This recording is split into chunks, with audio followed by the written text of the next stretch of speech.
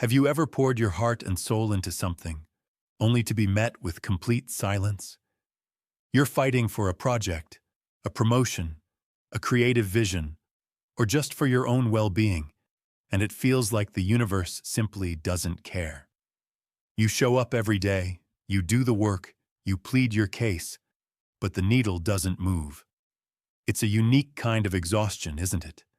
A burnout that comes not just from effort, but from the feeling of being utterly unheard. You start to wonder if your voice even matters. An ancient parable, one you might have overlooked, holds a surprising psychological key to what you must do when you feel like giving up. It's a story not about changing the world outside, but about winning a critical battle within yourself. Before we delve into that story, a moment of clarity. I am Dominic, your guide for this exploration. But the research, the writing, and the concepts we are about to discuss are the work of this channel's creator, David. He has chosen to use me, an AI guide, as a deliberate tool to present these complex psychological and spiritual ideas with the utmost clarity and focus. This collaboration between a human creator and an AI presenter is a core part of our mission: to make profound wisdom accessible for modern challenges. Now let's explore that feeling of being ignored. This feeling of powerlessness is a quiet epidemic of our time. We live in an era that preaches hustle and manifestation, that tells us if we just want something badly enough and work hard enough, it will materialize. But reality is often far more stubborn. You might be an artist creating work that no one seems to see, an entrepreneur pushing a vision that isn't catching fire, an advocate fighting for a cause that feels like it's losing ground. Or maybe your battle is more private, a relentless struggle with anxiety, a deep yearning to find your purpose, a lonely fight to overcome a past mistake. You send your prayers, your hopes, your efforts out into the void, and what comes back is nothing, just a deafening silence. This silence is the true enemy. It breeds a specific kind of hopelessness, a psychological fatigue that whispers, "Why bother?" Nothing is going to change. This is the state of modern burnout. It's not just being tired, it's the erosion of faith. Not necessarily religious faith, but faith in the very principle that effort leads to progress, that your voice can and will eventually be heard. What do you do when the system, the world, or even your own inner landscape feels like a locked door?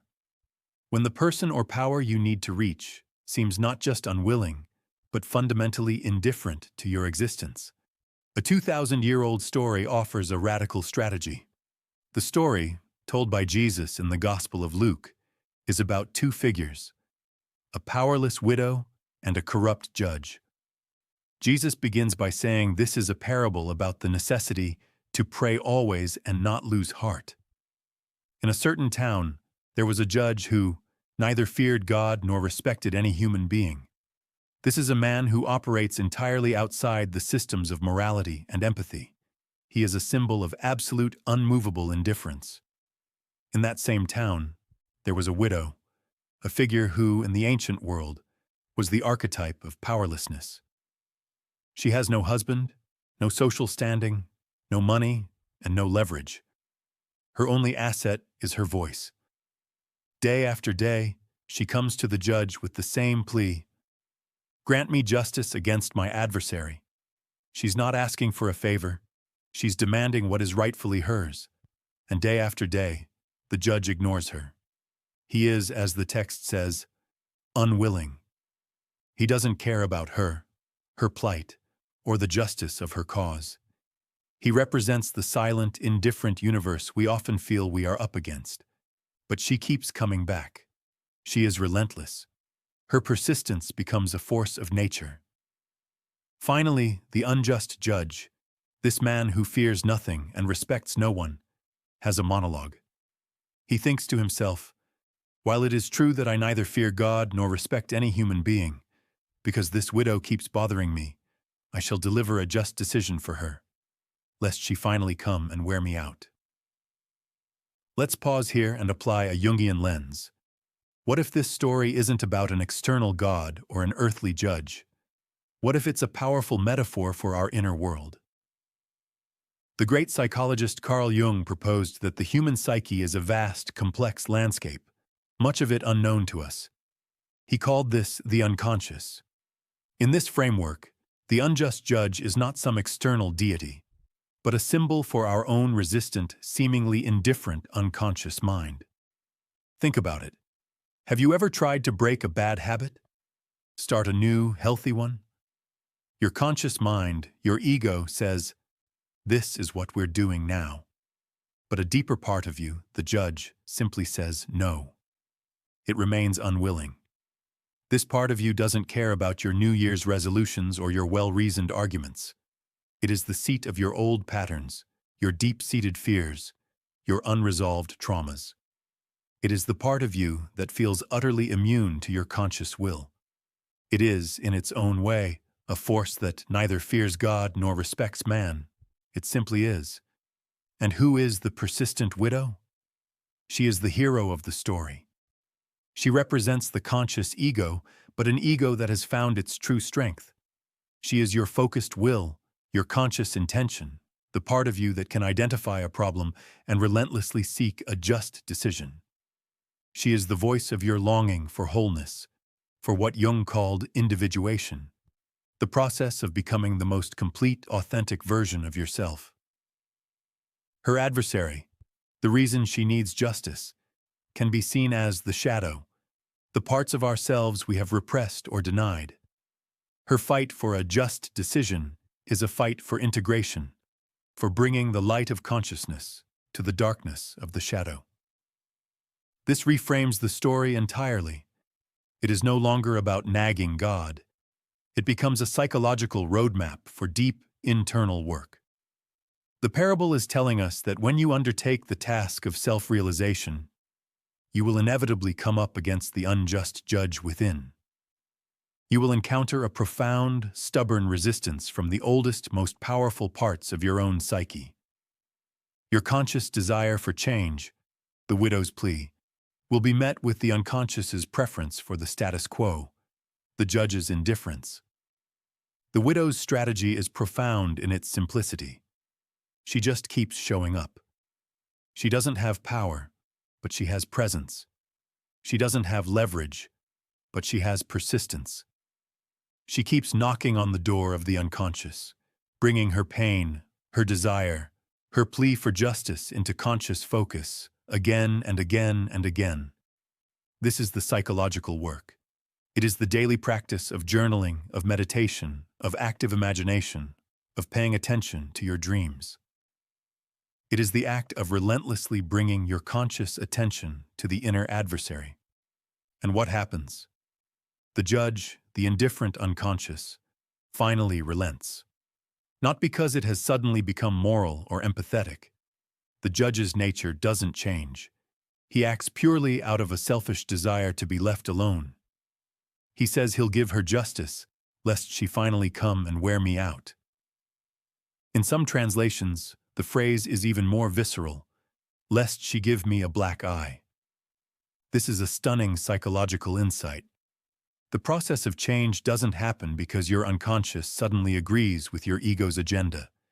It happens because the steady, persistent pressure of your focused consciousness becomes more uncomfortable for the psyche than maintaining the old, dysfunctional pattern. You literally wear out your own resistance. The energy of your conscious focus forces the unconscious to reorganize itself, to yield a just decision, a new insight, a breakthrough, a healing of the inner conflict. Dominic, resolution, upliftment. The parable ends with a fascinating turn. Jesus says, "Pay attention to what the dishonest judge says. Will not God then secure the rights of his chosen ones who call out to him day and night? I tell you, he will see to it that justice is done for them speedily." From our psychological perspective, this God can be understood as the self, Jung's term for the organizing principle of the total psyche, the archetype of wholeness that contains both the conscious and the unconscious. The story suggests that once you commit to the persistent work of the widow, the daily act of conscious engagement, the self, the very core of your being, will conspire to bring you to wholeness. The speedy justice isn't about instant gratification. It's about the surprising quickness with which breakthroughs can occur after long periods of seemingly fruitless effort. It's the sudden dawn after a long, dark night of the soul. So what is the path forward when you feel unheard and burnt out? This ancient story offers 3 actionable principles for the modern search for meaning. First, reframe the battle. Your feeling of powerlessness is real, but your target is wrong. You are not screaming into an empty universe. You are in a dialogue with the deepest part of yourself. The unjust judge is not your enemy. He is the gatekeeper to your own psychic depths. Your job is not to defeat him, but to engage him with unwavering persistence. See your struggle not as a sign of failure, but as the very evidence that you are engaged in the most important work there is, the quest for self-awareness. Second, weaponize your attention. The widow's only weapon was her voice and her presence. Your greatest tool is your conscious, focused attention. This is your prayer. When you feel that anxiety, that hopelessness, that creative block, don't numb it. Don't scroll past it. Turn towards it. Bring it to the judge. Write about it relentlessly in a journal. Talk about it, even to an empty room. Meditate on the feeling, not to make it go away, but to simply be present with it. This is how you bother the judge. This is how you apply the pressure that leads to a breakthrough. Third, cultivate psychological faith. The parable ends with a haunting question. But when the Son of Man comes, will he find faith on earth? In our context, this is the ultimate question. Do you have the psychological faith to continue the inner work when you see no external results? Can you trust that your persistent, conscious attention is doing something deep within the psychic structure, even when the surface remains unchanged? This is the faith required for the journey of individuation. It is the quiet courage to keep showing up at the judge's door, day after day, believing that a just decision, a moment of profound integration and healing, is not only possible, but inevitable. Your burnout is not a sign that you should quit. It is a sign that your inner widow is exhausted from pleading her case to an unjust judge who has not yet been worn down. Your work is to not lose heart, to keep speaking, to keep showing up, to trust that the persistent, focused energy of your own consciousness is the most powerful force for change in your entire psychological universe. Do not give up. Your breakthrough is waiting.